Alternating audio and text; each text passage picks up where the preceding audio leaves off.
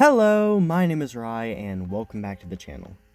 I'm still getting over being sick, and this last Sunday I ended up getting hurt because of something unfortunate, and so if I seem a little off, that's why, and I'm terribly sorry, but I'm still gonna try my best to keep up with the videos, and at least do one a week.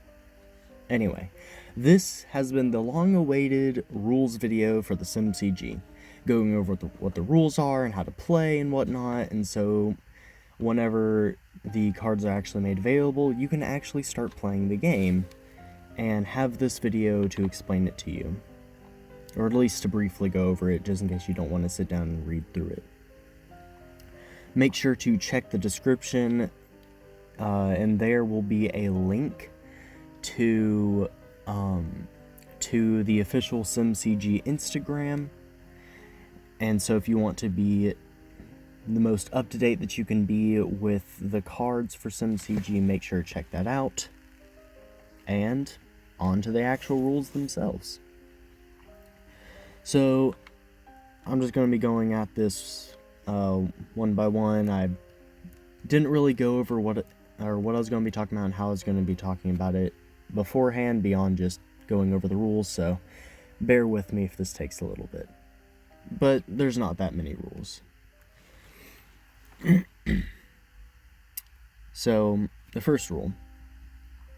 Each player makes a deck of 50 cards, and they can have up to 3 copies of each individual card in their deck. So, for example, you make a deck of 50 cards, and you can have up to 3 copies of Skeleton in your deck. You can't have 4, but you can have less than 3. 3 is just the maximum. At the start of the game, each player shuffles their deck, puts the top 10 cards to the side, being the health stack, basically your HP. And then they draw 7 cards from the deck. Those 7 cards are your starting hand. Then each player decides who goes first. There's not an exact ruling or anything for how you decide. It can be anywhere from a flip of the coin, or whoever won the last match can choose, or whatever. On the first turn, if you're going first, then you skip your attack phase. So you cannot attack on the first turn if you're going first. If it's your first turn and you're going second, then you can attack. On the first turn, both players skip their main phase draw. This will be gone over whenever I go over more details on the different phases of a turn, but at the start of every main phase, you draw 1 card from your deck. Turns are broken up into 2 phases, being the main phase and the attack phase. First is the main phase, and during this phase, you draw 1 card, and then you're able to base summon twice or base summon once and rank up once. Base summoning is the act of putting 1 rank 0 card from your hand to the mantle. Ranking up is the act of discarding 1 or more cards of a lower rank from the mantle for a card of a higher rank. An example is discarding a rank 1 to summon a rank 2, or discarding 2 rank 0s to summon a rank 2. Second is the attack phase, where each of your active cards can attack other active cards in order to discard them. Attacking is where the attacking cards check their attack stat and the defending cards block. If the attacking card's attack is equal to or higher than the defending card, it is discarded to the ground zone. But if the attacking card's attack is lower than the defending card, if the attacking card's attack is lower than the defending card's block, then they're discarded. And whenever a card's discarded, they're sent to the ground zone. The mantle. Just teaching you some keywords. Some of these quote-unquote rulings are less about rulings and more of just teaching you what some of these key phrases and terms mean. The mantle is the board or table you play on and put your active cards on. This is made up of 7 card slots where you can play your cards. You cannot play a card if you don't have an empty card slot or a way to make more space. So you can play cards if you're, for example, ranking up by discarding cards that are there to make space. But, for example, if your entire board is filled up, you can't just, with all 7 cards, you can't just put down an additional rank 0 for 8. You can only have 7 active cards. Next is the ground zone. The ground zone is the place where you put all of your cards that have been discarded. And then next is, it's going over a term called execute, which is something that doesn't typically come up, but it is, or you do need to be aware of it. The act of executing a card is setting it to the side where you cannot access it for the rest of that game.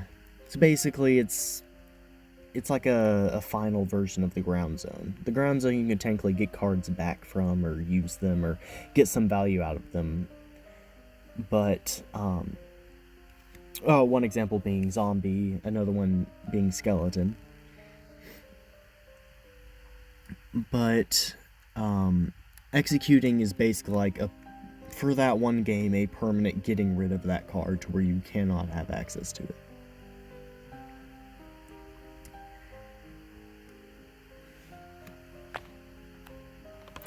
Then next, it's going over attacking directly and how damage dealt directly is calculated. Attacking directly is when, during the attack phase, one of your cards attacks the opponent and they have no active cards. So if their mantle is clear of cards and you're attacking with one of yours, you get to deal damage directly to the opponent equal to the card's rank +1. So a rank 0 attacking directly would deal rank +1, so 0 + 1 is 1, so they deal 1 damage. Rank 1s deal 2 damage, rank 3s deal 4 damage, rank 8s deal 9 damage, so on and so forth. You get the gist. When taking damage, you draw from your health stack equal to the amount of damage done. When your health stack is reduced to 0 cards, you lose the game. So, that's pretty much, that's the health stack. That's what its purpose is. It is your hit points, and the good thing about taking damage is that you have a chance to make a comeback because you get more resources in your hand by drawing cards. Each card has a few qualities about them. There's the card name, card art, rank, attack stat, block stat, and ability. The card name and card art don't really need to be explained. I feel like they're pretty self-explanatory, which is why these rules don't really go over them very much or talk about them. This mainly goes over the rank, attack, block, and ability. The rank is the number in the top right corner. This number decides how hard it is to summon, how much damage is done directly, and generally how powerful the card is. So, a rank 1 is typically stronger than a rank 0 at the cost of being far harder to summon. Typically. The attack stat is how good the card is at attacking other cards. The block stat is how hard it is for other cards to take it out when attacking. How hard is it to discard?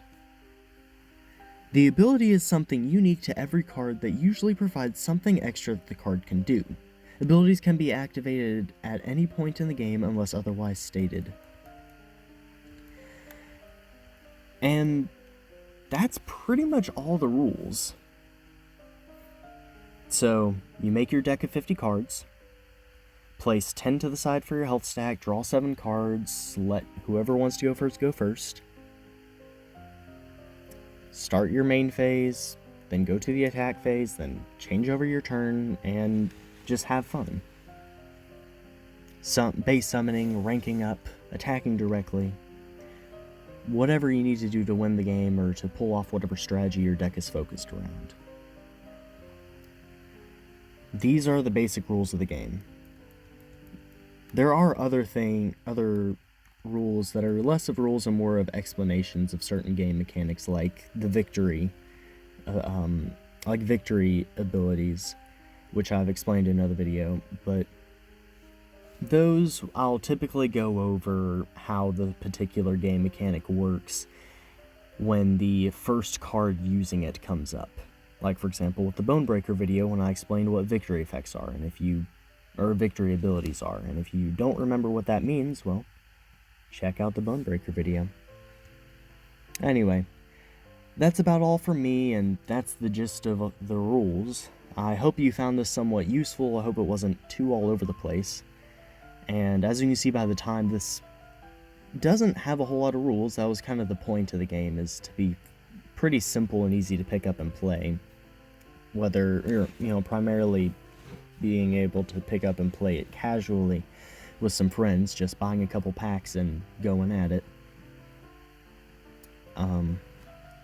But these are the official rules of the game. And if anything changes in the future, of course, I will try my best to make that known to you or make that information as available to you as possible. But yeah, that's about all for me, and I hope that you all have a blessed day and fare thee well.